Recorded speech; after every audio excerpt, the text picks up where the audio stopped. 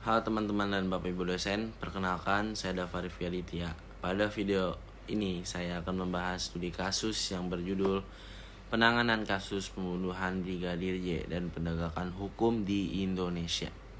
Kasus ini menjadi salah satu peristiwa hukum yang paling menyita perhatian masyarakat di Indonesia karena melibatkan aparat penegak hukum dan menjadi ujian terhadap prinsip keadilan, transparansi serta supremasi hukum di Indonesia.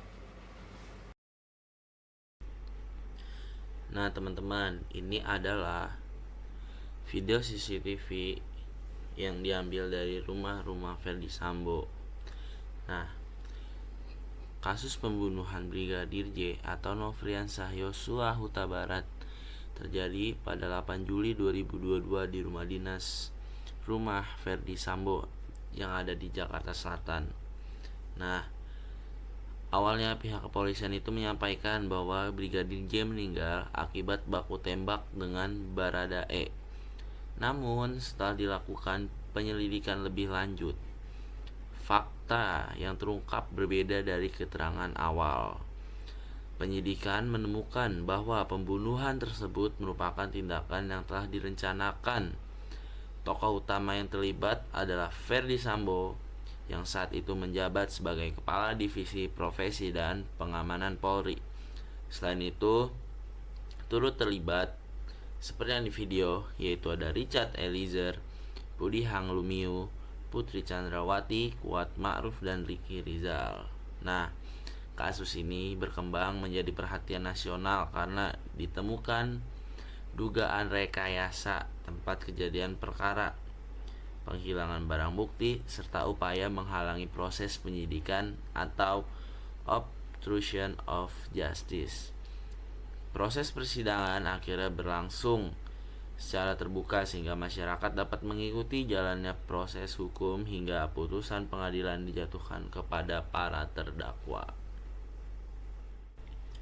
Ada 6 orang yang membantu Ferdi Sambo menghalangi penyidikan kasus pembunuhan berencana Brigadir Yosua. Siapa dan apa saja peran mereka? Yang pertama ada Hendra Kurniawan, orang pertama yang ditelepon Sambo usai pembunuhan, memastikan semua CCTV bersih, pengaruhi anak buahnya percaya Sambo. Yang kedua ada Irfan Widianto, menyisir CCTV di komplek polisi Duren 3, menemukan 20 CCTV, mengambil dan mengganti DVR 3 CCTV diantaranya.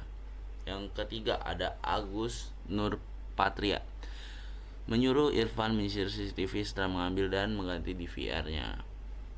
Yang keempat, Cuk Putranto, minta Irfan mengganti DVR CCTV, menyimpan DVR CCTV dari Irfan. Yang kelima ada Baikuni Wibowo, mengcopy file dari DVR CCTV, menghancurkan file itu dan laptop yang dipakai. Arif Rachman Arifin.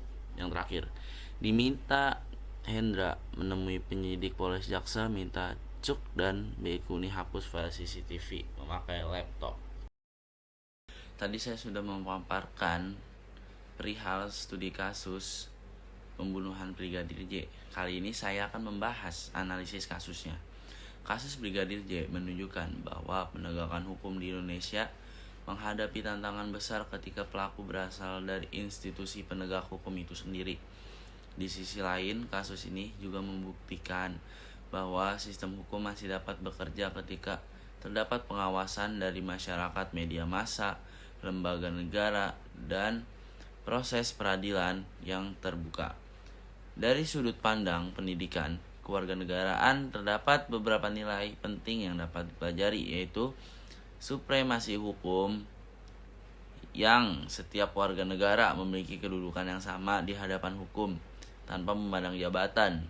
Terus ada transparansi, karena proses penyidikan dan persidangan harus dilakukan secara terbuka agar memperoleh kepercayaan masyarakat.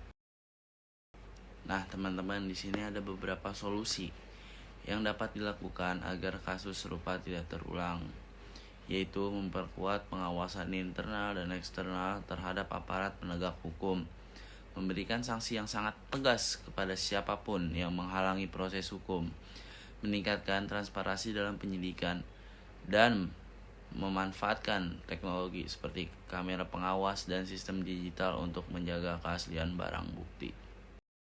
Refleksi pribadi saya.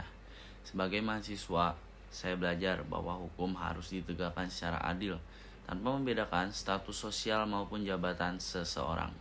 Kasus Brigadir J mengajarkan bahwa kejujuran, tanggung jawab, dan integritas merupakan nilai yang harus dilakukan oleh setiap aparat negara maupun warga negara. Saya berharap dari kasus Brigadir J ini di Indonesia semakin transparansi penegakan hukumnya dan profesional dan bebas dari penyalahgunaan kewenangan, sehingga masyarakat memiliki kepercayaan yang tinggi terhadap sistem peradilan. Sekian paparan studi kasus, analisis kasus, solusi, dan refleksi pribadi saya. Jika ada kesalahan dalam pengeluaran kata-kata, wabillahi taufiq wal hidayah. Wassalamualaikum warahmatullahi wabarakatuh.